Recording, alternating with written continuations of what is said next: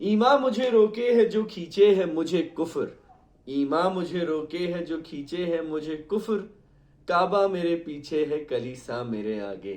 اس سے پہلے کہ آپ میں سے کوئی مجھ پہ تہمت لگائے یا بقول ہمارے ہندوستان کے دوستوں کے آروگ لگائے، میں یہ واضح کرتا چلوں کہ مرزا غالب کا یہ شعر ہے اور اس کا بظاہر دین سے کوئی لینا دینا نہیں ہے، لیکن کیونکہ آج ہم ایک تہوار کی بات کر رہے ہیں جو آپ کی ثقافت، سنسکرتی، تہذیب کا بھی حصہ ہوتے ہیں، اور اگر مذہبی ہو تو مذہب کا بھی حصہ ہوتے ہیں، تو اس کے لیے یہ شعر بڑا ہی اہم ہے اس چیز سے، اس موضوع سے اس چیز کی شروعات کرنا۔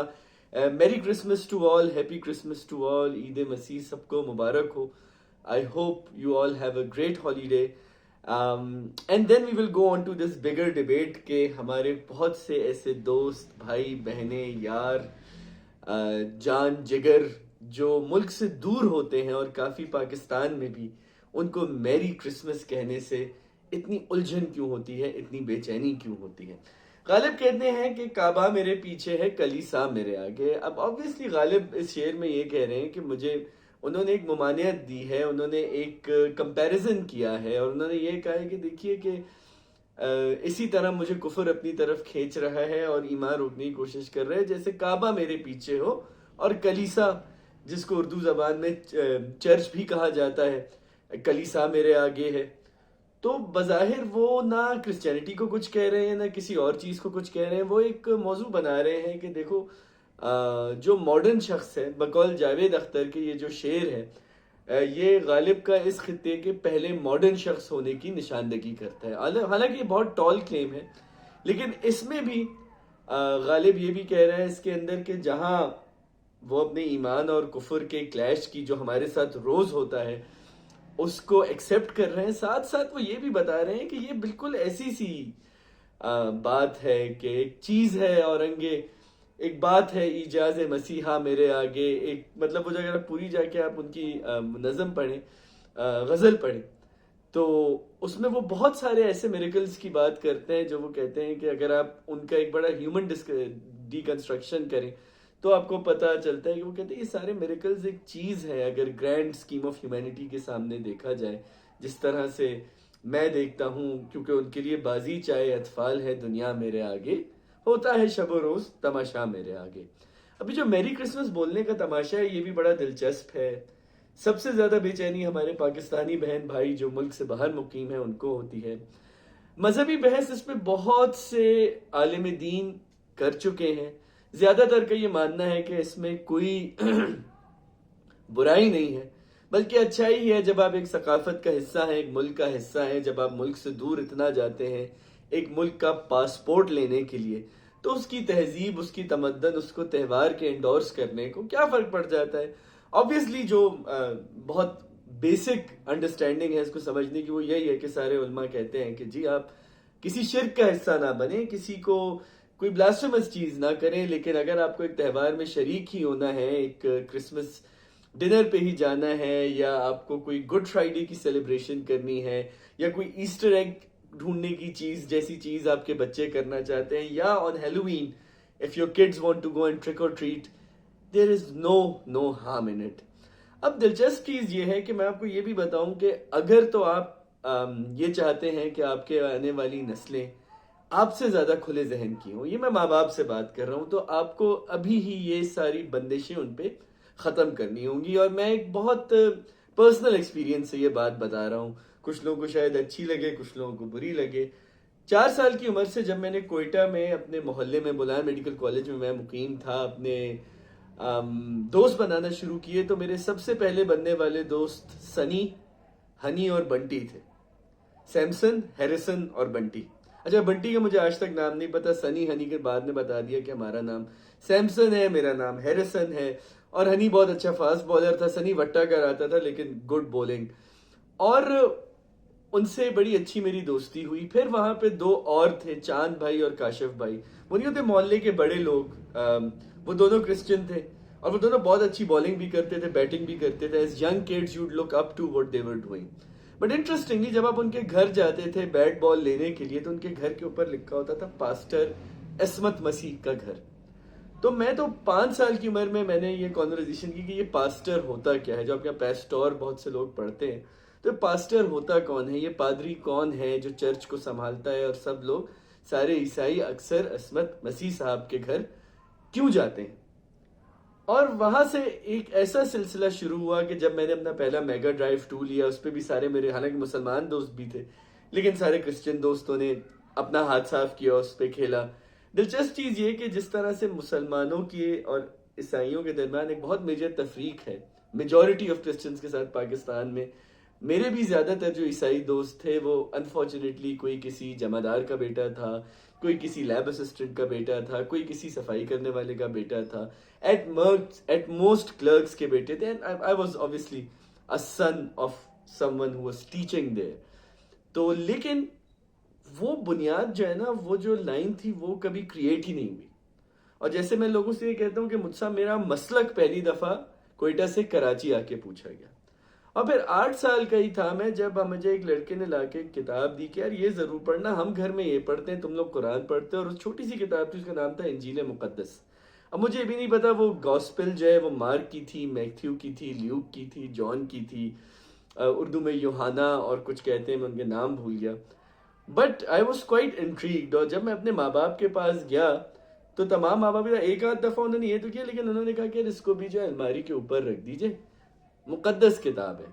حالانکہ میں نے انجیل آ کے بہت بعد میں پڑھی. میرا کرسچینٹی میں انٹرسٹ ڈاونچی کوڈ پڑھنے کے بعد جیسے بہت سے لوگوں کا پیدا ہوا ہو, میرا بھی اسی طرح پیدا ہوا.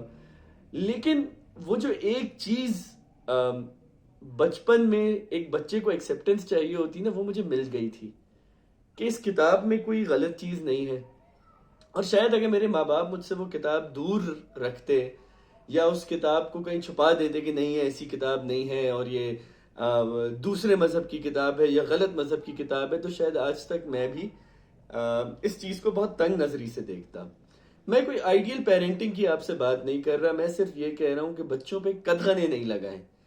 اور ہوتا یہ ہے کہ عام طور پہ پاکستانی یا مسلمان جب ایک نئے ملک جاتے ہیں تو ان کے اوپر تہذیب کا, لیگیسی کا, شناخت کا بڑا بوجھ ہوتا ہے. کیونکہ ایک تو پاکستانیوں کا یہ مسئلہ ہے جو کہ ہندوستانیوں کا بھی ہے کہ ہم بالکل ہندوستانیوں جیسے, ہم بالکل بنگلہ دیشیوں جیسے ہیں, کسی حد تک سری لنکنز جیسے ہیں دکھنے میں, بول بھاشا ذرا ڈیفرنٹ ہے, زبان مختلف ہے, لیکن ہماری شناخت بالکل الگ ہے. ہندوستانی بھارت سے آئے ہوئے لوگ, انڈیا سے آئے ہوئے لوگ ہم سے بہت زیادہ ہیں اور ہم بہت کم ہیں. تو ہمیں بہت سارے اینکر پوائنٹس چاہیے ہوتے ہیں اپنے آپ کو لٹکانے کے لیے کہ یہ ہم ہیں اور یہ ہم نہیں ہیں, یہ ہم ہیں اور یہ ہم نہیں ہیں.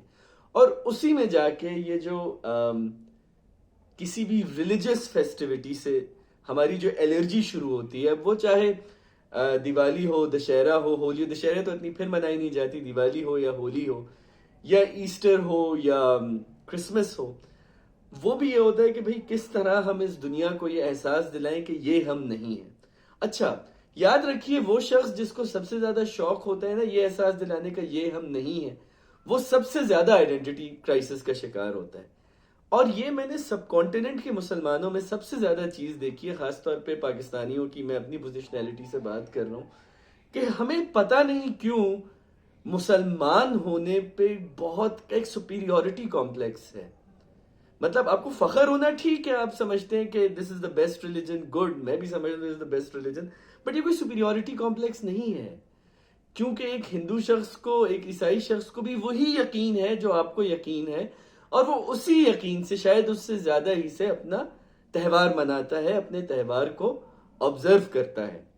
میں جب انگلینڈ میں مقیم تھا تو میں نے عید کے کھانے پہ میرے ہندو دوست بھی آئے, میرے کرسچن دوست بھی آئے, میرے یہودی دوست بھی آئے, سب نے آ کے کھانا بھی کھایا. جس کو شراب پینی تھی وہ شراب لے کے آیا, ان کو بتایا میں نہیں پیتا, اور میری کوئی فیملی وغیرہ وہاں نہیں تھے, ہم صرف لونڈے وہاں تھے.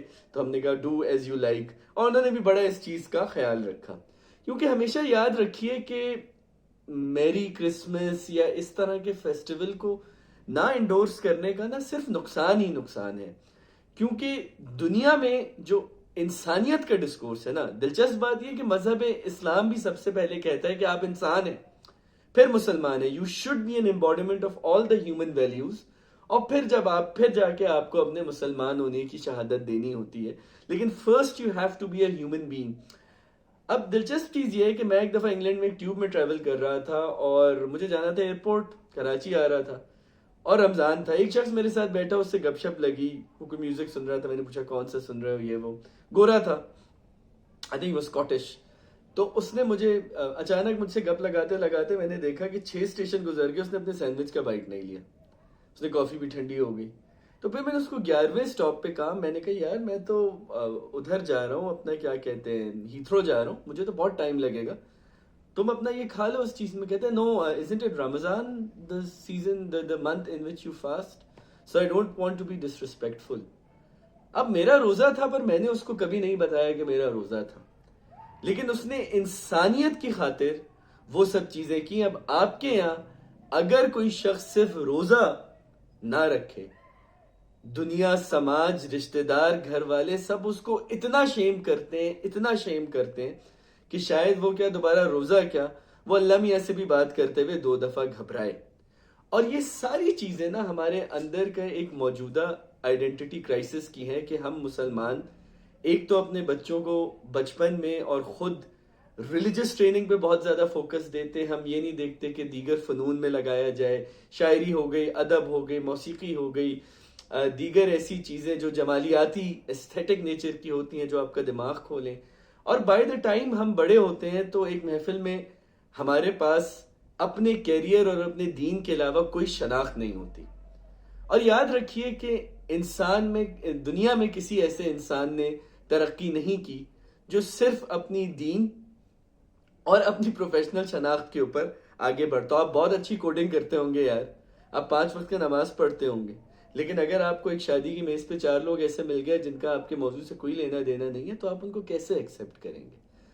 تو اس طرح کی چیزیں دیکھیے. اگین میں نے کہا عالم دین نے بہت باتیں کی ہیں میری کرسمس کی, یہ کہنا چاہیے نہیں کہنا چاہیے. میرا یہ ماننا ہے کہ آپ دھڑلے سے میری کرسمس کہیں, آپ اپنے بچوں کو ٹرک اور ٹریٹنگ کے لیے آپ بھیجیں, آپ گھر میں کرسمس ٹری بنائیں, اور جب آپ عید کا شیر خورما کھائیں یا بنائیں, اپنے سارے گورے دوستوں کو بلائیں. یار آپ بھی تو عید پہ چھٹی لیتے ہیں نا, اور آپ کی جگہ کوئی گورا دوست ڈیوٹی کرتا ہے.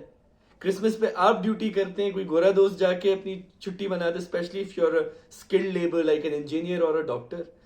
تو مذہب سے ہٹ کے انسانی ویلیوز کو ایکسیپٹ کیجئے, اور سچ پوچھیے اگر آپ انسانی ویلیوز کو ایکسیپٹ کر لیں گے تو مذہب کی ویلیوز آپ کے اندر خود بخود آئیں گی. مذہب کو انا کا مسئلہ نہیں بنائیے, مذہب کو شناخت کا مسئلہ نہیں بنائیے.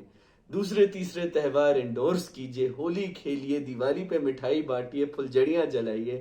اتنی چھوٹی سی زندگی ہے, اس میں بھی ایک نسل کو, ایک آنے والی جنریشن کو آپ نے انسلیو کر دینا ہے اس چیز میں کہ آپ نے نماز پائنچا اٹھا کے پڑھنی ہے یا پائنچا جھکا کے پڑھنی ہے. کرنے دیجئے, بچے کیوریس ہوتے ہیں, ان کو یہ ساری کانورزیشنز ملی ہیں. آپ جو ماں باپ ہیں ان کو وہ کانورزیشنز نہیں ملی ہیں. اپنے بیگیج کو بچوں پہ نہ لانے دیجئے, کیونکہ ایک دن نئی جنریشن بلوا دے گی اور آپ کچھ نہیں کر پائیں گے. ٹل دین, میری Christmas, a happy holiday season to all of you. خدا حافظ.